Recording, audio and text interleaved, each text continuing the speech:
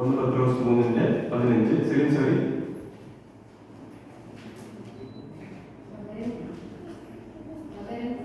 നിങ്ങളുടെ ഹൃദയങ്ങളിൽ കർത്താവായി വിശദീകരിക്കുക. നിങ്ങളുടെ പ്രത്യാശയുടെ അടിസ്ഥാനത്തെ കുറിച്ച് ചോദിക്കുന്ന ആർക്കും മറുപടി കൊടുക്കാൻ എപ്പോഴും ഒരുങ്ങിയിരിക്കുക. എന്നാൽ നിങ്ങളുടെ മറുപടി സൗമ്യവും ആഴമായ ബഹുമാനത്തോടും കൂടിയതും ആയിരിക്കണം. നമ്മളുടെ ഒരു കാര്യത്തിൽ ഒരുങ്ങിയിരിക്കാൻ പറയുന്നത് എന്ത് കാര്യത്തിൽ നമ്മൾ ഒരുങ്ങിയിരിക്കണം? വായിച്ച വാക്യത്തിന്റെ അടിസ്ഥാനത്തിൽ എന്ത് കാര്യം ചെയ്യാൻ നമ്മൾ ഒരുങ്ങിയിരിക്കണം? ശരി.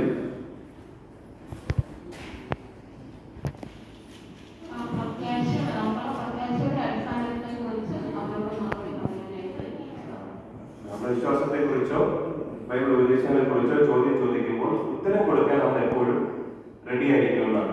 സാധാരണ നമ്മളൊരു മത്സരത്തില് ആയിരിക്കുമ്പോൾ ഒരു പ്രത്യേക വിഷയം തയ്യാറായിട്ടായിരിക്കും നമ്മൾ പോകുന്നത്, അല്ലെ? ഇപ്പൊ രോഗമില്ലാത്തൊരു കാലം വരുമോ അതേപോലെ രണ്ടാമത്തെ വാക്യമായിരിക്കും നമുക്ക് അറിയാവുന്നത്. അപ്പൊ അതുമായിട്ട് നമ്മൾ ചെല്ലുമ്പോൾ ചില വീട്ടുകാരൻ ചോദിക്കുന്ന ഒരു ചോദ്യം അതുവരെ നമ്മൾ കേട്ടിട്ടില്ലാത്ത ഒരു ചോദ്യമായിരിക്കും. അപ്പൊ എന്ത് ചെയ്യും? നമുക്ക് അങ്ങനെ ഒരു സാഹചര്യം ഇപ്പോൾ കണ്ടു നോക്കാം. ഒരു സഹോദരൻ മത്സരത്തിന് ആയിരിക്കുന്ന സമയത്ത് അദ്ദേഹം ഒരു ചോദ്യം നേരിടുന്നു. എങ്ങനെയാണ് അദ്ദേഹം അതിനെ ഹാൻഡിൽ ചെയ്യുന്നത് നോക്കാനായിട്ട് സാധിക്കും.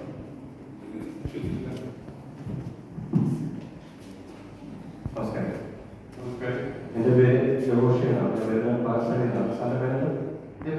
ഞങ്ങൾ ഈ പ്രദേശത്തുള്ള ആളുകളെ ദൈവിക ആശയങ്ങൾ സംസാരിച്ചു വരികയാണ്. നിങ്ങൾ പറഞ്ഞ ദിവസം ശ്രദ്ധിക്കാമോ?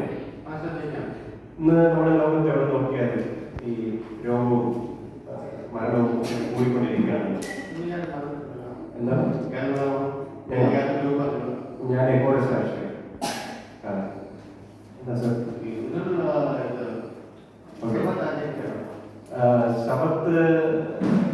ശബത്തിനെ കുറിച്ച് പറയുകയാണെന്നുണ്ടെങ്കിൽ എനിക്കതിനെ കുറിച്ച് നമ്മൾ ചിന്തിക്കുകയാണെന്നുണ്ടെങ്കിൽ ഞാനൊരു കാര്യം ചെയ്യാം സർ. അടുത്ത ആഴ്ച വരുമ്പോൾ അതിനെ കുറിച്ച്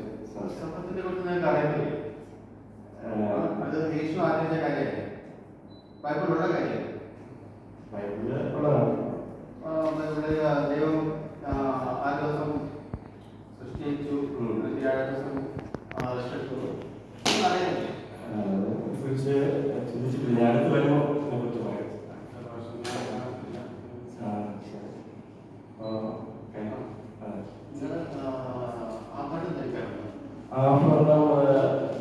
അത് വ്യക്തിപരമായ തീരുമാനമാണ്.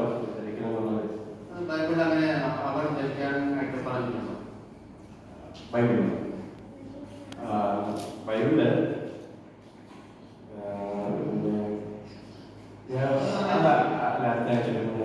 പറഞ്ഞു.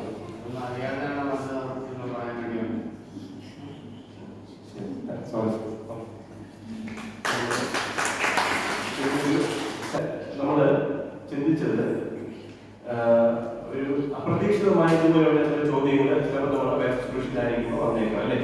അപ്പൊ ഈ ഒരു സാഹചര്യത്തിൽ നമുക്ക് ഈ സൗറിനെ എങ്ങനെ സഹായിക്കാൻ കഴിയുമായിരിക്കും? ഈ സൗറിന്റെ കയ്യിൽ ഒന്നുമില്ലാതെ കഴിച്ചാണ് അദ്ദേഹം പോകുന്നത്. എന്തെങ്കിലും ഉപകരണങ്ങൾ ഉണ്ടായിരിക്കണ്ടേ? എന്തെങ്കിലും ഉപകരണം ഉണ്ടോ? സംഘടന നമുക്ക് വേണ്ടി തയ്യാറാക്കി തന്നിട്ടുണ്ടോ ഉപകരണം? ഇങ്ങനെ ഒരു ചോദ്യം വന്നാൽ എങ്ങനെ മറുപടി കൊടുക്കാൻ സാധിക്കും? എന്തെങ്കിലും ഉപകരണം ഉണ്ടോ? ഷെൻസേരി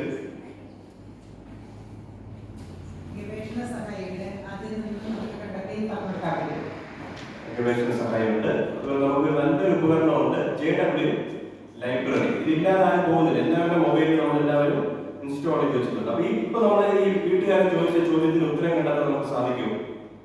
JW ലൈബ്രറി സാധിക്കും.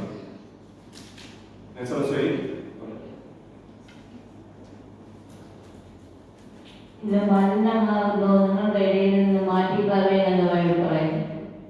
ശരിയാണ്. നമ്മളിവിടെ ഈ ആപ്ലിക്കേഷനിൽ കിട്ടുമോ എന്നുള്ളതാണ് നമ്മൾ നോക്കുന്നത്. JW ലൈബ്രറിയിൽ ഉണ്ടെന്നുള്ളതാണ്, അല്ലേ? നമുക്കിത് എങ്ങനെ കണ്ടുപിടിക്കാൻ സാധിക്കും? സാറിനോട് അറിയാമോ? ഇങ്ങനെ ഒരാൾ ചോദിച്ചാൽ നമുക്ക് എങ്ങനെ ഉടനെ തന്നെ മറുപടി കൊടുക്കാൻ സാധിക്കും? എങ്ങനെ സാധിക്കും?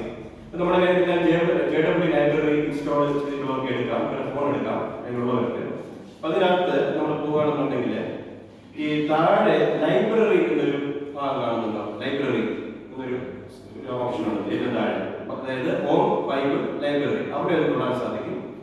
അവിടെ തൊടുന്ന സമയത്ത് കുറച്ച് പുസ്തകങ്ങൾ, പത്രികകളും ചെറുപുസ്തകങ്ങളും എന്ന് പറഞ്ഞിട്ട് ലേഖന പരമ്പര എന്നൊരു വിഷയം കാണും. ലേഖന പരമ്പര അതിലത് തൊടാൻ സാധിക്കും. സ്ക്രീനിൽ നിങ്ങൾ കാണുകയും ഈ ലേഖന പരമ്പര തൊട്ടിട്ട് നമ്മൾ താഴേക്ക് വരുന്ന സമയത്ത് ബൈബിൾ ചോദ്യങ്ങൾക്കുള്ള ഉത്തരങ്ങൾ എന്നൊരു ഭാഗം നമുക്ക് കാണാൻ സാധിക്കും. അത് നിങ്ങൾക്ക് ഒരു കാര്യം ചെയ്യാൻ പറ്റും. അവിടെ 3 ഡോട്ട് ഉണ്ട്. അത് ക്ലിക്ക് ചെയ്തിട്ട് ആഡ് ടു ഫേവറേറ്റ്സിൽ കൊടുത്തു കഴിഞ്ഞാൽ ഫ്രണ്ട് പേജ് നോക്കണം. അതുപോലെ തന്നെ നിങ്ങൾക്ക് കുറച്ചുകൂടെ താഴേക്ക് വരികയാണെന്നുണ്ടെങ്കിൽ യഹോവയുടെ സാക്ഷികളെ കുറിച്ച് സാധാരണ ചോദിക്കാറുള്ള ചോദ്യങ്ങൾ ഏറ്റവും ലാസ്റ്റ് മുകൾ ഭാഗത്ത് അവിടെ നിങ്ങൾക്ക് 3 ഡോട്ട് കാണാൻ കഴിയും. ക്ലിക്ക് ചെയ്യുക, ഡൗൺലോഡ് ചെയ്യുക. ആ 3 ഡോട്ടിൽ പോയിട്ട് ആഡ് ടു ഫേവറേറ്റ്സ് കൊടുത്തു കഴിഞ്ഞാൽ അത് ഫ്രണ്ടിൽ വന്നിട്ടുണ്ട്. ഇത് രണ്ടും നമുക്ക് ആവശ്യമാണ്. എമർജൻസി ആയിട്ട് ഇതുപോലത്തെ സാഹചര്യങ്ങൾ വന്നാൽ ഉത്തരം കൊടുക്കാൻ നമ്മളെ സഹായിക്കുന്ന 2 ടൂളാണ്. ഇതിൽ നമുക്ക് ആദ്യം നമ്മളിപ്പോൾ ആദ്യത്തെ ഭാഗത്തേക്ക് വരും. ബൈബിൾ ചോദ്യങ്ങൾക്കുള്ള ഉത്തരങ്ങൾ അത് നമുക്കൊന്ന് ടച്ച് ചെയ്യാം. ടച്ച് ചെയ്യുമ്പോൾ അതിനകത്ത് തീയതി, വിഷയം എന്ന് 2 ഓപ്ഷൻ നിങ്ങൾ കാണുന്നുണ്ട്. തീയതി, വിഷയം. ആ വിഷയത്തിലേക്ക് നിങ്ങൾ കൊടുക്കുകയാണെന്നുണ്ടെങ്കിൽ അതിന്റെ താഴേക്ക് വരുന്ന സമയത്ത് നിങ്ങൾക്ക് ഈ ബൈബിൾ വിശ്വാസങ്ങളെ കുറിച്ചൊരു ഹെഡിങ് കാണുന്നുണ്ട്. അതിന്റെ താഴെ ക്രിസ്ത്യാനികൾ ശബത്ത് ആചരിക്കണമെന്ന് കൊടുത്തിട്ടുണ്ട് ചോദ്യം. വീണ്ടും താഴേക്ക് നമ്മൾ വരികയാണെന്നുണ്ടെങ്കിൽ ഏറ്റവും താഴെ വരുന്ന സമയത്ത് വേറൊരു ജീവിതശൈലിയും ധാർമ്മികതയും എന്ന ഹെഡിങ് കാണാം. അതിന്റെ താഴെ നമ്മൾ വരുമ്പോൾ അവിടെ നമുക്കൊരു വിഷയം കാണാം. മേക്കപ്പ് ഇടുന്നതിനെ കുറിച്ചും ആഭരണങ്ങൾ അണിയുന്നതിനെ കുറിച്ചും ബൈബിൾ എന്ത് പറയുന്നത്. അപ്പൊ അതവിടെ ആൻസർ. അപ്പം ഈ വീട്ടുകാരൻ ചോദിച്ച 2 ചോദ്യത്തിന്റെ ഉത്തരം നമ്മുടെ കയ്യിൽ തന്നെ ഇരിപ്പുണ്ടല്ലേ. അതായത് ഒന്ന് പുള്ളി ചോദിച്ചത് എന്താണ്, ശബത്ത് ആചരിക്കാമോ. ഇവിടെ നമ്മളവിടെ വെള്ളം കുടിക്കേണ്ട ആവശ്യമില്ല, ഇവിടെ ഉപകരണം ഉണ്ടല്ലേ, അതിൽ പോയാൽ മതി. രണ്ടാമത് ചോദിച്ചത് ആഭരണം ധരിക്കാമോ. നമ്മൾ ഉടനെ എടുക്കുക, താഴേക്ക് പോവുക, ഇവിടെ ആഭരണം ധരിക്കാമോ എന്നൊരു ക്ലിക്ക് ചെയ്യുക. ഇത് തന്നെ വായിച്ചുകൊണ്ട് വേണമെങ്കിൽ നമുക്ക് ചർച്ച ചെയ്യാൻ സാധിക്കും അദ്ദേഹവുമായിട്ട്. നമ്മൾ കൂടുതലായിട്ട് ആഴമായി പഠിക്കേണ്ട ആവശ്യം വരുന്നില്ല. പക്ഷെ നേരത്തെ നമ്മൾ പരിചയം നമുക്കുണ്ടെങ്കിൽ, പരിചിതരാണെങ്കിൽ വീട്ടിൽ വെച്ച് കഴിഞ്ഞാൽ നമുക്കിത് റെഡിയായി പോകും. എല്ലാ ചോദ്യത്തിന്റെ ഉത്തരം ഇതിനകത്തുണ്ട്. ആളുകൾ ചോദിക്കാൻ സാധ്യതയുള്ള എല്ലാ ചോദ്യങ്ങൾക്കും ഉത്തരം ഈ ബൈബിൾ ചോദ്യങ്ങൾ എന്ന ഭാഗത്തുകൊണ്ട്. കൂടാതെ യഹോവയുടെ സാക്ഷികളെ കുറിച്ച് ചിലർ ചോദിച്ചു, നിങ്ങളെന്തുകൊണ്ട് വോട്ട് ചെയ്യുന്നില്ല, എന്തുകൊണ്ട് രക്തം സ്വീകരിക്കുന്നില്ല. അപ്പൊ അതിന് നമ്മൾ ഈ യഹോവയുടെ സാക്ഷികളെ കുറിച്ചുള്ള ചോദ്യങ്ങൾ എന്ന ഭാഗത്തേക്ക് പോവുക. അവിടെ ഇതുപോലെ ആ ചോദ്യത്തിന്റെ ആൻസർ നമുക്ക് അവിടെ വരും. ഇനി നമ്മൾ ബാക്കിലേക്ക് പോയിട്ട് ലൈബ്രറിയിൽ ഒന്നുകൂടെ ക്ലിക്ക് ചെയ്യുക.